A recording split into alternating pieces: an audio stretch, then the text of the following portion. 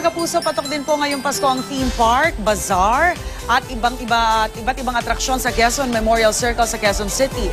24 oras itong bukas hanggang unang araw ng Enero. At para ibidang nasabing pasyalan, naroon ang kasama nating si Monica Veralio. Monica, Merry Christmas! Rhea, Merry Christmas ulit sa inyo dyan sa studio at syempre sa ating mga kapuso.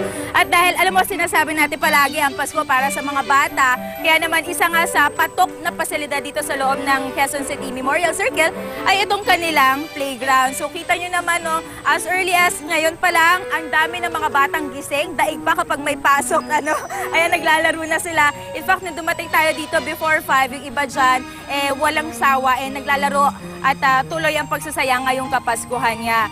Pero para sa mga kapuso natin na medyo nag-aalangan, dahil syempre mga bata ito, wag po kayong mag-alala dahil nagdagdag naman po ng seguridad dito sa loob ng park ang pamunuan nitong lungsod ng Quezon. So mula sa original na 22 po na security ay security guards ay nasa 37 na siya. So nagdagdag po sila ng 15. Ito po yung mga naka-uniform, pero bukod dyan, nagdagdag din daw sila ng 15 to 20 na mga naka-civilian naman, mga security guards din po ito. Kumbaga parang mga private watchers, ayan, para hindi malaman na sila ay talagang nagmamanman.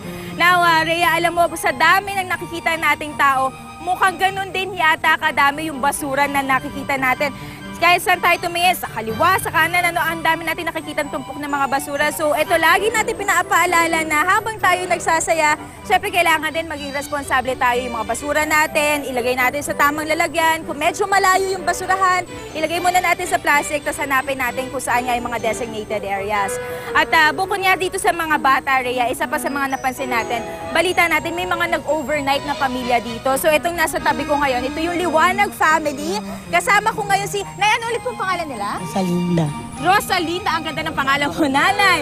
Nay, ano oras pa po kayo nandito? Alas 5. Kahapon po? Ng hapon. Ng hapon. First time niyo po bang mag-celebrate dito? Oo.